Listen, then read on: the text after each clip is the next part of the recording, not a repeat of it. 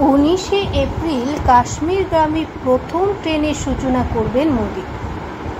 এই ট্রেনের উদ্বোধনের মাধ্যমে কাশ্মীরের সাথে সরাসরি ট্রেন পরিষেবার 70 বছরেরও বেশি সময় ধরে অপেক্ষার অবসান ঘটবে।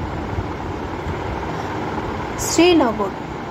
প্রধানমন্ত্রী নরেন্দ্র মোদি 19শে এপ্রিল কাশ্মীরের উদ্দেশ্যে প্রথম বন্দে ভারত এক্সপ্রেস ট্রেনের উদ্বোধন করতে প্রস্তুত, যা 272 কিলোমিটার দীর্ঘ উধমপুর শ্রীনগর বারামুল্লা রেল সংযোগ প্রকল্পের সমাপ্তি উপলক্ষে। জম্মু রেল বিভাগের কাটরা রেল স্টেশন থেকে মোদি ট্রেনটির যাত্রা শুরু করবেন। ট্রেনটি উদ্বোধনের পর তিনি কাটরায় একটি সমাবেশে ভাষণ দেবেন, যা বৈষ্ণোদেবী মন্দিরে আসা তীর্থযাত্রীদের জন্য একটি বেস ক্যাম্প হিসেবে কাজ করে। এই ট্রেনের উদ্বোধনের মাধ্যমে কাশ্মীরের সাথে সরাসরি ট্রেন পরিষেবার 70 বছরেরও বেশি সময় ধরে অপেক্ষার অবসান ঘটবে।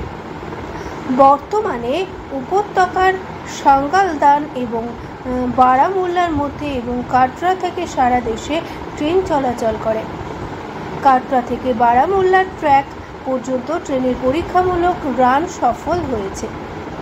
জানুয়ারিতে জম্মু ও কাশ্মীর সফরকারী রেলওয়ে নিরাপত্তা কমিশনার কাটরা এবং কাশ্মীরের মধ্যে ট্রেন পরিষেবা চালু করার জন্য সবুজ সংকেত দিয়েছেন। শুরুতে কাটরা এবং শ্রীনগর রুটে কেবল একটি কাশ্মীর নির্দিষ্ট বন্দে ভারত ট্রেন চলবে।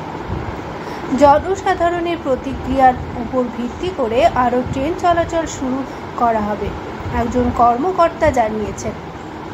নিরাপত্তার কারণে যাত্রীদের কাটরা রেলওয়ে স্টেশনে নেমে সেখান থেকে অন্য একটি ট্রেনে চড়তে হবে, যাতে তারা তাদের যাত্রা চালিয়ে যেতে পারে।